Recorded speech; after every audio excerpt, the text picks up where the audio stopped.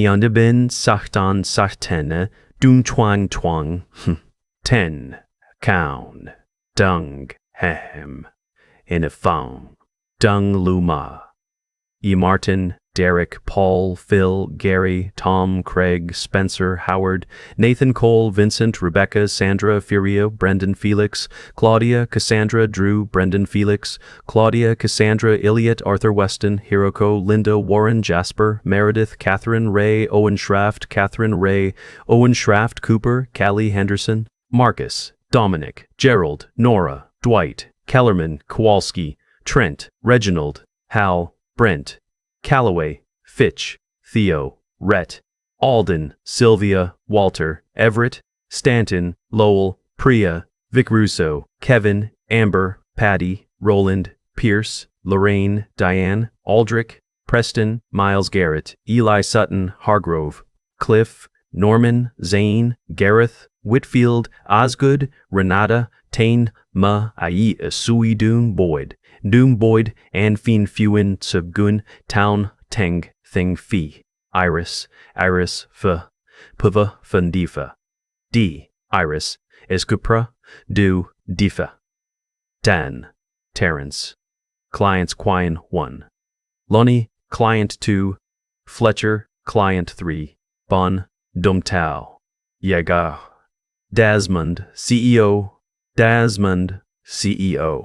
The best part about watching my supervisor stand there with her mouth open wasn't the number on the offer letter. Though I won't pretend $312,000 a year didn't feel like a cold glass of water after 18 months in the desert. The best part was the timing. She'd spent the last 40 minutes explaining to 60 people why everything I'd built was worthless. She hadn't even sat back down yet when my phone lit up. But I'm getting ahead of myself. You need the whole story, because without it, this just sounds like luck. It wasn't luck. My name is Boyd Callister. I'm 52 years old and I spent the first 26 years of my career in commercial HVAC, not the residential stuff, not swapping out window units in apartment buildings. I mean large-scale climate control for industrial facilities, pharmaceutical manufacturing plants, cold storage warehouses, food processing operations, data centers. The kind of buildings where if the temperature goes 2 degrees off spec, you don't just have uncomfortable employees. You have a contaminated batch worth $4 million, or 40,000 square feet of spoiled product, or servers that start throttling and crashing during peak load. I started as a field tech straight out of trade school in Pittsburgh, running wire and sweating copper fittings in buildings that weren't heated in January. Worked my way up through systems commissioning, then project management, then regional operations. By the time I hit 45, I'd overseen HVAC infrastructure for some of the most demanding facilities in the Mid-Atlantic corridor. I understood how these systems failed when they failed, and more importantly, how to keep them from failing in the first place in ways that the textbook installation guides never accounted for. So when I saw a posting for a senior facilities consultant at Meridian Systems Group, I figured it would be a good shift. Use what I knew, help clients optimize their operations, maybe travel a little less than I had been. The job description mentioned a team of consultants supporting industrial and commercial clients across a 6-state region. It sounded reasonable. What it didn't mention was that the previous consultant in my role had left under circumstances nobody would explain to me directly. I find out why about 3 weeks in. My supervisor's name was Iris. She'd been with Meridian for 8 years, had risen through the administrative side of the business, and had a master's degree in organizational management from a school I'd never heard of. Smart woman, genuinely. Sharp with budgets, good at client communications on paper, skilled at building systems and processes. What she had absolutely no feel for was the physical reality of what our clients actually did every day. She'd never stood inside a working cold storage facility at -10 Fahrenheit trying to figure out why a glycol loop was short cycling. She didn't need to. That wasn't her background, and that would have been fine if she hadn't been so completely certain that her frameworks applied equally to every client situation we touched. The first time I got a real sense of the problem was during my 3rd week. I was reviewing the account files for a client named Terrence Hobbs, who ran Hobbs Precision Components, a machining and fabrication shop in central Pennsylvania that made specialty parts for the aerospace and defense supply chain. High-tolerance work, climate-sensitive processes. Terrence had been a Meridian client for 2 years, and the service reports in his file read like they'd been generated by a form letter. Generic recommendations. Boilerplate language about energy efficiency targets. No evidence that anyone had ever actually walked his production floor. I called Terrence, introduced myself as his new consultant, and spent about an hour just listening. He talked about humidity fluctuations that were affecting his CNC tolerances during summer months. His quality rejection rate on certain part families went up every June, July, and August, and nobody had been able to explain why.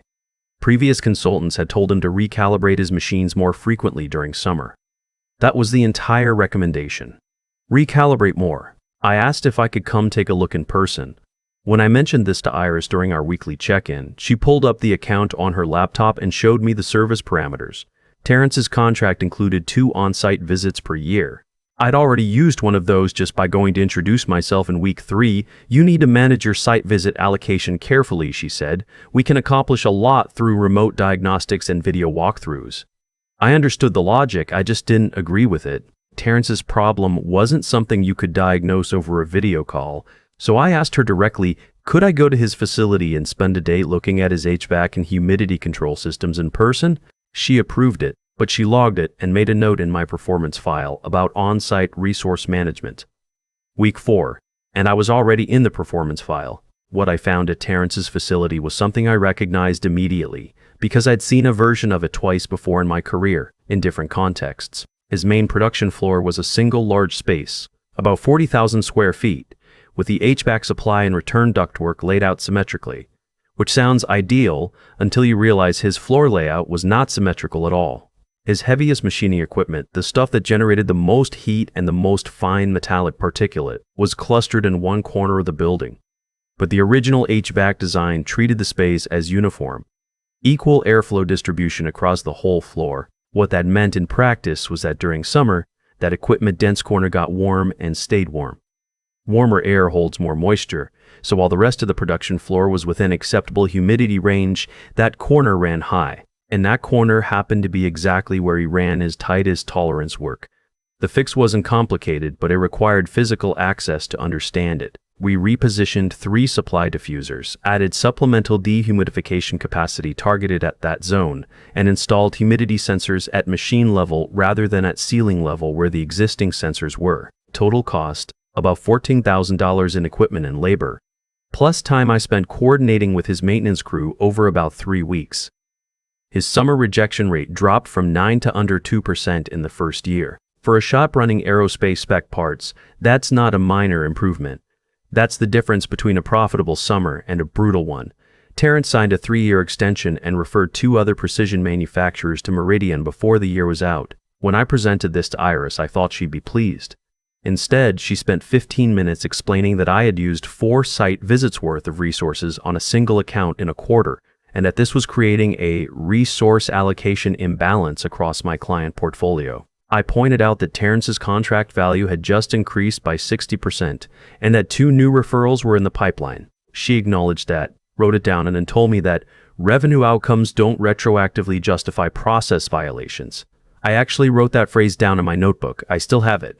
The next situation was with Lonnie Bateman, who ran Bateman Cold Storage out of Delaware. 3 refrigerated warehouses totaling about 220,000 square feet, serving food distributors throughout the Northeast. Lonnie had been dealing with energy cost spikes for 18 months. His utility bills were running 45% higher year over year, and his refrigeration contractor kept telling him his equipment was running fine, no issues found. I talked to Lonnie on the phone for maybe 20 minutes before I had a pretty clear hypothesis about what was happening. He mentioned in passing that he'd added a 4th-party logistics operation to Warehouse 3 about 2 years earlier, meaning outside companies were now storing product in that space, and their staff was coming and going more frequently than his own team. More door openings, more air exchange. The infiltration load on Warehouse 3's refrigeration system had changed significantly, but nobody had rebalanced the system to account for it. Iris's standard recommendation for a client with rising energy costs was to engage one of 3 pre-approved energy management software vendors. She'd made that recommendation to Lonnie's predecessor consultant twice in the past 18 months. Both times Lonnie had declined because the software cost didn't justify itself given the scope of the problem. I asked if I could skip the software pitch and actually look at his systems. Iris told me I could do a remote energy audit using data Lonnie could pull from his building management system. I pulled the data. It confirmed my hypothesis but wasn't sufficient to fully scope the solution. I went anyway. I flagged it afterward. What I found in Warehouse 3 was almost exactly what I'd suspected.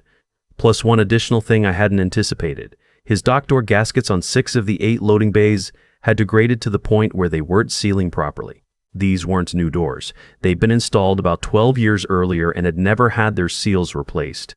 Each bad seal was essentially a permanent gap around the door perimeter, running warm, humid, outside air directly into the refrigerated space around the clock. We replaced the door seals, about $8,000, and rebalanced the refrigeration load distribution across Warehouse 3's zones to account for the 4PL activity.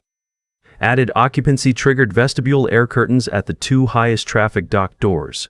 Total implementation, about $23,000, most of it in equipment. Lonnie's energy costs dropped 31% in the first quarter after implementation. That's real money at the scale his operation runs. He'd been overpaying by roughly $11,000 a month. He tripled his contract with Meridian and sent me a case of very good rye whiskey, which I appreciated more than I probably should admit. Iris's response at our next meeting, I had again exceeded my allocated site visit budget for the quarter, and she was flagging this as a pattern of non-compliance with standardized service delivery protocols. I told her that between Terrence and Lonnie, we'd added substantial recurring revenue, and that both clients had generated referrals. She said the issue wasn't the results, it was the methodology, and that if every consultant operated the way I did, the firm's margins would be unsustainable. I'd heard some version of that argument before, and I understood the logic. I just didn't think it applied to what I was doing. I wasn't spending time inefficiently, I was spending it on the things that actually fixed the problems. Those aren't the same thing. The third major engagement that year was with Fletcher Odom, who owned and operated a chain of 7 specialty food manufacturing facilities across Virginia and the Carolinas. Small batch artisan stuff, condiments, preserved products, specialty sauces, high-end market, health department oversight, temperature and humidity control requirements that were genuinely non-negotiable from a food safety and product quality standpoint. Fletcher had been a Meridian client for 3 years. The relationship had been rocky from the start, and reading through his account history I could see why. He'd received generic recommendations that didn't account for the operational reality of small batch food manufacturing, which is fundamentally different from large-scale food processing. In a large facility, you can invest in industrial-grade environmental control infrastructure. In a 7-location small batch operation, you're balancing capital constraints against compliance requirements in a way that demands creative, site-specific thinking. Nobody had given him that. When I took over his account and actually visited 3 of his facilities, what I found was a patchwork of equipment and makeshift solutions that had accumulated over the years as his team tried to solve problems without proper guidance. Some of it worked.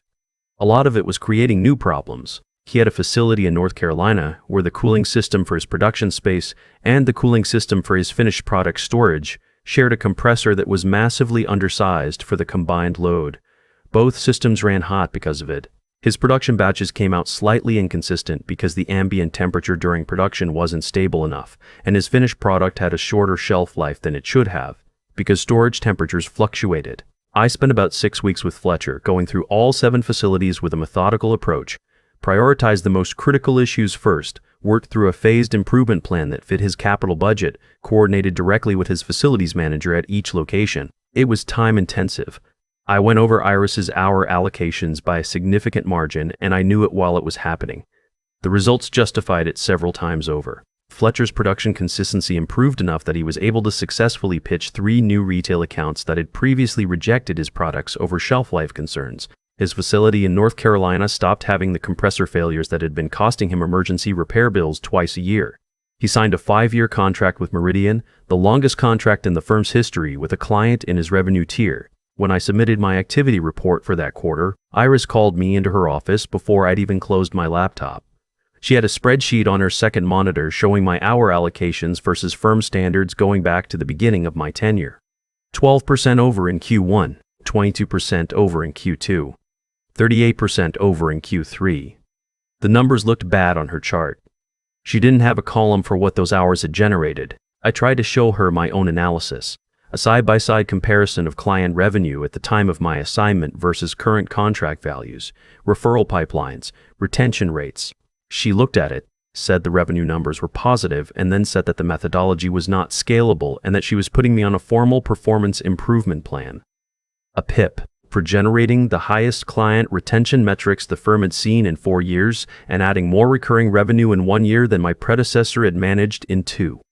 I want to be honest about how that felt because I think it matters. I went home that evening and sat at my kitchen table for a long time. I'd been in this industry for over 25 years. I knew what I was doing and why. And I was sitting there with a formal HR document telling me my performance was deficient. My wife was in the other room. She could tell something was wrong by the way I came in. And when I told her what happened, she didn't say much at first. She just put her hand on my arm and said, "Keep doing it right." That stuck with me. Over the next several months, Iris and I operated in a kind of cold détente. She set hour caps on my projects. I pushed back through official channels where I could and made judgment calls where I couldn't. She documented everything. I documented everything in return. The tension was real and everyone on the team could feel it.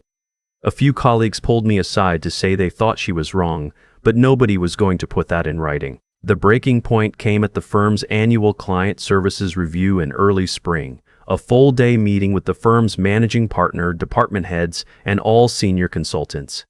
These meetings were usually a mix of performance summaries and strategic planning.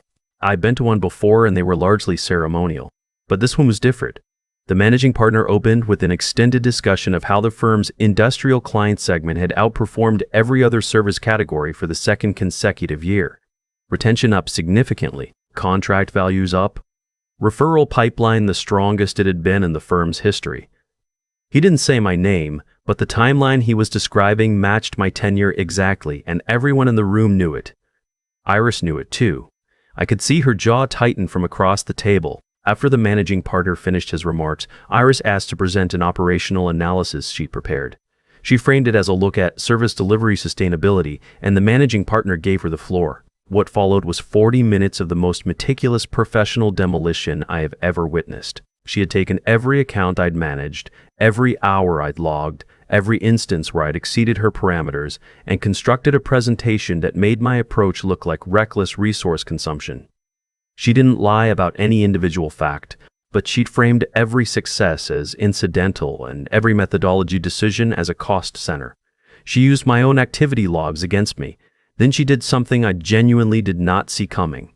She had access to central client documentation system, all of my detailed facility assessments, technical analyses, implementation plans. And she stood there in front of 60 people and told them that this entire category of documentation represented an approach to consulting that was fundamentally incompatible with the firm's operating model. And she deleted it, right there on the screen. Every file, the entire folder structure I'd built over 2 years. Gone.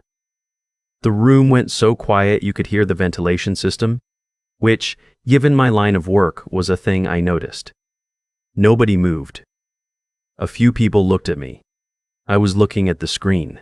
Iris turned to the room with the expression of someone who had just resolved a long-standing problem. She started talking about the new standardized documentation framework she was rolling out and how the firm would be moving to a more scalable model for technical assessments going forward. My phone was in my jacket pocket and it had been buzzing for about 90 seconds. I excused myself quietly, stepped into the hallway outside the conference room, and looked at the screen. The caller was Vaughn Pritchard from a firm called Apex Environmental Solutions, a regional consulting group that had been growing fast over the past couple of years, with a specific focus on industrial facilities and manufacturing clients. I knew Vaughn by reputation. He'd been in large-scale mechanical systems before moving into consulting. I answered. "Boyd," he said, "I've been watching you work for about 18 months. We've been talking about the right moment to reach out, and I think that moment just arrived." I still don't entirely know how he knew what had just happened in that conference room. My best guess, and this is just a guess, is that someone in that room had a contact at Apex, and a text message found its way out while Iris was talking. These industries are smaller than people think. People talk. Vaughn's offer was straightforward. Apex wanted me to build and lead their industrial mechanical consulting practice, complete autonomy over methodology, a team I would hire and train, and a compensation package that started at $312,000 annually, with equity participation tied to practice growth. I stood in that hallway for maybe 30 seconds. Then I walked back into the conference room. Iris was mid-sentence about documentation standards when I came back through the door. She glanced at me and kept talking. I waited until she paused for breath. "I need to say something," I said. The managing partner looked at me. Iris looked at me. 60 people looked at me. I told them I was resigning from Meridian, effective immediately. I told them I was joining Apex Environmental Solutions as Director of Industrial Consulting. I told them I appreciated the colleagues I'd worked alongside and that I wished the firm well. Iris's expression went through several phases in about 3 seconds. Surprise, confusion, and then something that looked very much like the first moment of understanding what she'd just done. The managing partner started to say something about transition planning and notice periods. I had already reviewed my employment agreement with my attorney, who'd flagged months earlier that the firm's documented hostile work environment, the PIP, the formal sanctions for exceeding resource limits while generating record revenue, constituted grounds for immediate departure without breach. I explained that calmly and gathered my bag. "You're walking away from a stable firm for a startup," Iris said. Her voice was even, but there was something underneath it. "I'm walking toward a place that solves problems the right way," I said. "I hope Meridian gets there too." I meant that. I wasn't angry in that moment. I was just done. The first call from a former Meridian client came 2 days later. It was Terrence Hobbs. He'd heard through the precision manufacturing network that I'd moved, and he wanted to talk about whether Apex could support his operations going forward. I told him we could. By the end of that first week, I had heard from Lonnie Bateman and 2 of Fletcher Odom's facility managers. I hadn't solicited a single one of them. They called because the problems I'd solved for them were still solved, still saving them money, still running every day in their facilities. And they knew who had done that work. Within 6 months at Apex, our industrial practice had grown faster than any other service line the firm had launched. Terrence, Lonnie, and Fletcher had all transitioned their accounts. 7 other clients followed. I built a team of 5 consultants, all of them with actual field backgrounds. None of them hired because they could execute a standardized framework quickly. I heard through industry contacts what happened at Meridian. They lost several major industrial clients in the 6 months after I left. The managing partner, to his credit, tried to course correct, brought in outside consultants to assess the service delivery model. But by the time they figured out what had gone wrong, the institutional knowledge was gone. Not because it had been deleted from a server, because it had lived in the heads and hands of people who understood these systems from the ground up, and those people had started looking elsewhere. Iris left Meridian about 8 months after I did. I don't know where she landed. I want to be clear about something, because I think it's easy to tell the story in a way that makes it sound like the villain got what she deserved and the hero rode off into the sunset, and that's not quite the shape of how I think about it. Iris wasn't a villain. She was a smart person who had built a career on a set of ideas about how businesses should work, and those ideas genuinely did not account for what industrial facilities consulting actually requires. The tragedy of that situation, and I think it was a tragedy, at least professionally, is that if she'd been willing to reconsider the framework, the results I was generating could have made the whole firm stronger. She wasn't willing. That's a choice, and choices have consequences. What I tell the consultants on my team now is this: the work you do inside a client's facility outlasts any documentation system, any performance review, any organizational chart. When you design a solution that actually solves the problem, one that matches the physical reality of how that building operates on a random Tuesday in August when something goes wrong, that solution keeps working long after the meeting where you presented it is forgotten. Clients remember that. They remember it in their utility bills, in their reject rates, in the fact that their maintenance crew doesn't get emergency calls at 2 in the morning anymore. Nobody can delete that. I've thought a lot about why everything unfolded the way it did, and I keep coming back to something that isn't complicated but took me a long time to really trust. The quality of your work has a kind of gravity. It pulls things toward it eventually. You can delay that. You can bury it under bad management and broken incentive structures and organizations that measure the wrong things, but you can't permanently neutralize it, because the work lives in the real world. The results show up in someone's utility bill every month. They show up in a rejection rate that stays low all summer instead of climbing the way it used to. They show up in a maintenance crew that doesn't get called in on a Saturday anymore. Iris deleted my documentation. She couldn't delete Terrence's production floor. She couldn't delete the door seals on Lonnie's loading bays or the zoning solution I'd built into Fletcher's North Carolina facility. Those things kept working after I was gone, and the people who depended on them knew who'd built them. That's the part she didn't account for. I don't think Iris was a malicious person.